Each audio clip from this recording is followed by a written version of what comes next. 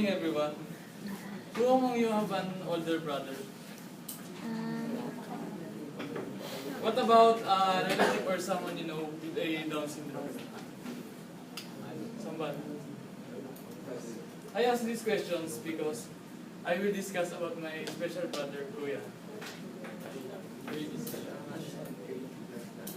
I know that everyone is familiar about them because on the commercial of McDo, do you know that the famous tagline, Konti lang, konti lang. My brother is a gift from God, and I know that God has a purpose for why he was a part of our family. And that is to make us to realize that we should be happy whatever struggles may come. Every time I remembered him, on anywhere I go, I just keep in mind this thought, that I should not compare my life to others because I have no idea what their journey is all about. Like my brother, when he was, where his journey is very different from us. Actually, from his birth, he is really dying, but thanks God because He gave another life. God gave another life to my brother and made everyone to be happy. And now I will show you about everything about my brother.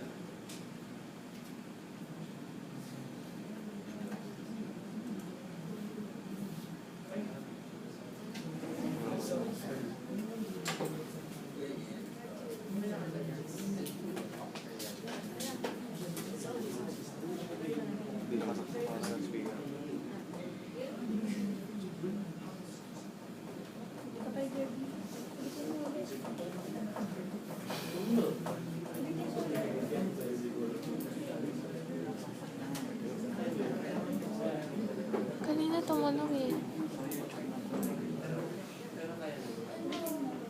Tumunog siya kanina, Jerby.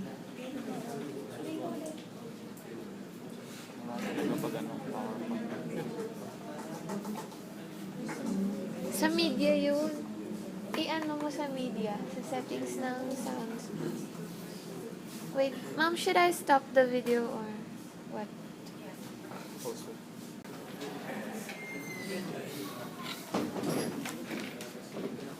Jerby? Yes, I will just emphasize him as a God-fearing person. I will share your story. Every Saturday evening, I will ask him, Kuya, ano meron bukas? You will... or... He will show a sign of praying. It shows that he will attend church tomorrow. And by that, I'm very happy and proud for him because he knows his responsibility for his spiritual life, and that made him to be the best. Because even if he is special, he knows his responsibility, and it is important to a person that he is very thankful to God.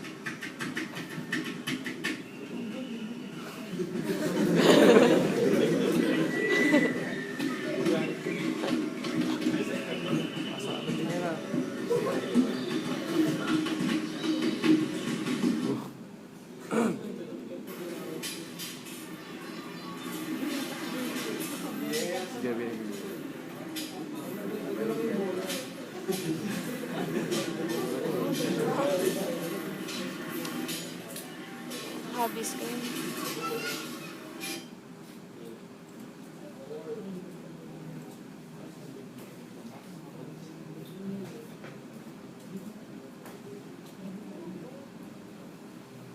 Okay, he is a pet lover. His pet name is Sachin.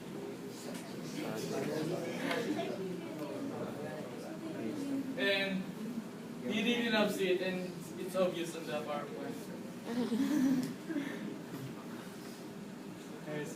He is also a joyful person, and most of the time he is always smiling. Yes. He is a family-oriented person. He really loves every member of the family, and he really cares even what he eats will give to us. Just like that. And